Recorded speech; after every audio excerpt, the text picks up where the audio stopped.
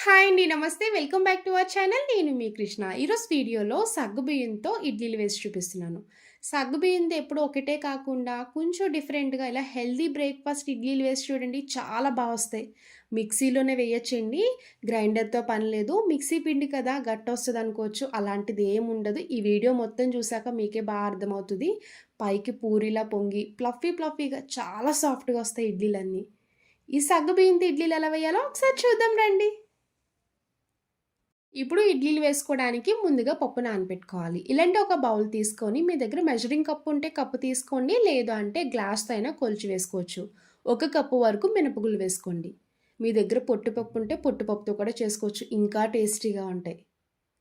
ఇలా ఒక కప్పు మినపగుళ్ళు వేసుకున్నాక అదే కప్‌తో హాఫ్ కప్పు వరకు సగ్గుబియ్యం వేసుకోండి. చిన్నవి కాకుండా పెద్ద సగ్గుబియ్యం వేసుకోండి. సగ్గుబియ్యం వేయడం వల్ల మీకు ఇడ్లీలు కూడా తెల్లగా బాగా కనిపిస్తే ఫ్లఫీనెస్ వచ్చి ఇడ్లీలన్నీ సాఫ్ట్‌గా వస్తాయి. ఒక పావు టీ స్పూన్ మెంతులు వేసుకోండి. ఇప్పుడు వాటర్ వేసుకొని డస్ట్ పోయేలాగా 2, 3 సార్లు కడిగి పెట్టుకోవాలి.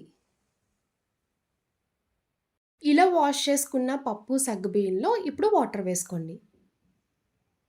ఇలా వాటర్ వేసుకున్నాక 4 లేదు అంటే 5 గంటల సేపు నానపెట్టుకోవాలి. ఇడ్లీకైతే ఎక్కువ సేపు నానపెట్టుకునే అవసరం లేదండి. ఒక 5 గంటల సేపు అయినా కూడా సరిపోద్ది. పప్పు నానపెట్టుకున్నాక ఒక పక్క ఇడ్లీ రవ్వ కూడా నానపెట్టేసుకోవాలి. ఇంకొక బౌల్ తీసుకొని ఏ కప్‌తో మినపగుళ్ళు వేసుకున్నామో అదే కప్‌తో 3 కప్పుల వరకు ఇడ్లీ రవ్వ వేసుకోండి.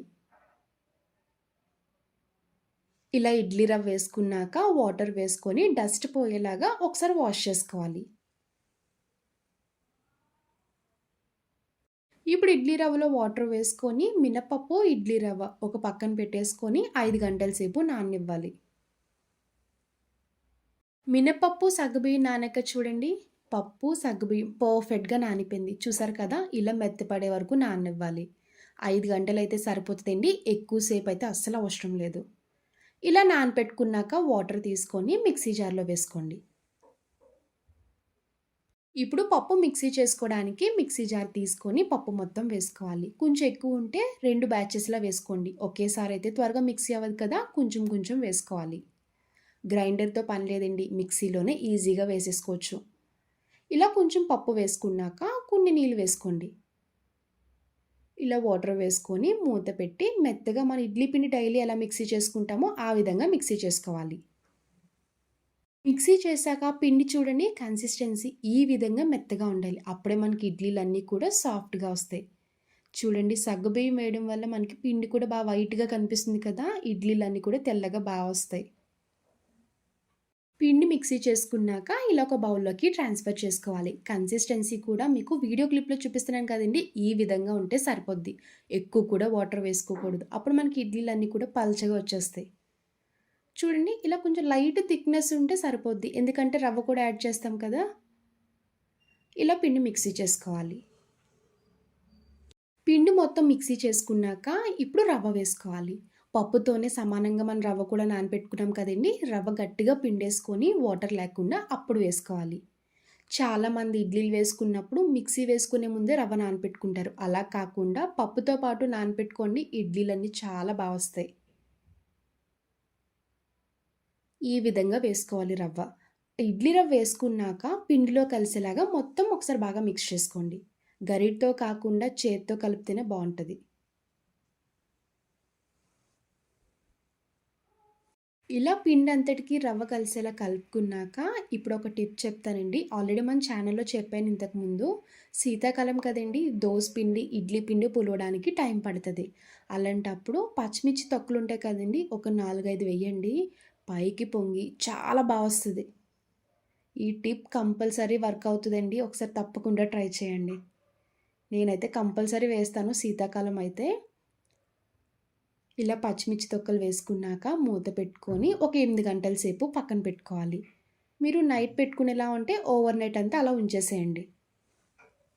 చూడండి పిండైతే భలే ఫెర్మెంట్ అయింది కదా! ఈ విధంగా పిండి పైకి పొంగి మనకి చాలా వస్తది. మీరు ముందుగానే బౌల్ పెట్టుకున్నప్పుడు కొంచెం పెద్ద సైజ్ పెట్టుకోండి. నేనైతే కొంచెం చిన్నది పెట్టుకున్నాను.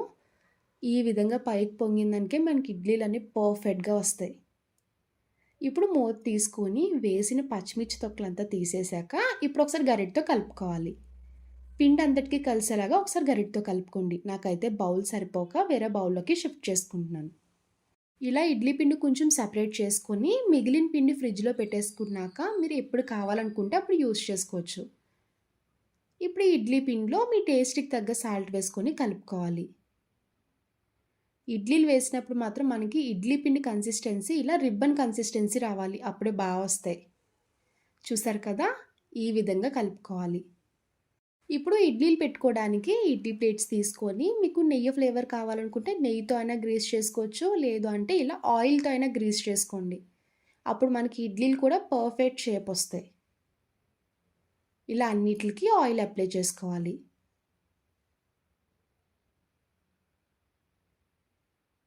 ఇప్పుడు పిండి తీసుకొని కొంచెం కొంచెం వేసుకోండి.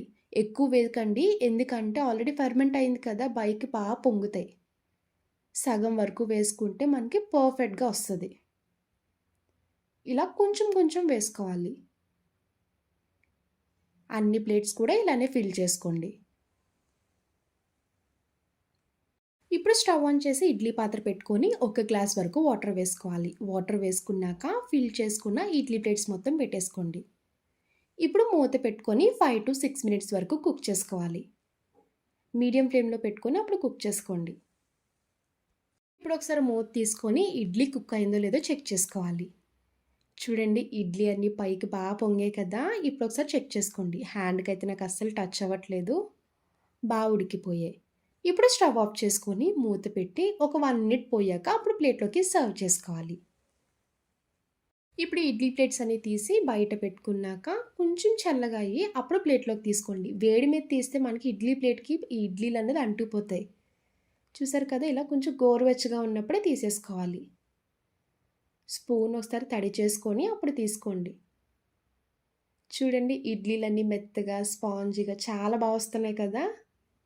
ఈ ఇడ్లీ పిండితో మీరు ఊతప్పం వేసుకోవచ్చు, పొంగనాలు వేసుకోవచ్చు, అలానే మినపరొట్టు కూడా వేసుకోవచ్చండి. చాలా బావుంటది. ఇప్పుడు చట్నీతో సర్వ్ చేసుకొని తినండి. చూసారు కదా! మెత్తగా, సాఫ్ట్‌గా, స్పాంజీగా ఇడ్లీలన్నీ కూడా పర్ఫెక్ట్‌గా వచ్చాయి. ఎప్పుడైనా సగ్గుబియ్యంతో ట్రై చేయకపోతే ఈ విధంగా చేయండి. చాలా వస్తాయి. సగ్గుబియ్యం కూడా హెల్త్‌కి చాలా మంచిది కదండీ! డెఫినెట్‌లీ ట్రై చేయండి. పిల్లలకైనా, పెద్దవాళ్ళైనా చాలా ఇష్టంగా తింటారు. చూసారు కదండీ! సగ్గుబియ్యంతో ఇడ్లీ. నా వీడియో మీకు నచ్చితే లైక్ చేసి షేర్ చేయండి. అలానే ఫస్ట్ టైమ్ చూసేవాళ్ళైతే ప్లీజ్ నా ఛానల్‌ని సబ్స్క్రైబ్ చేయండి. Bye friends. Thanks for watching.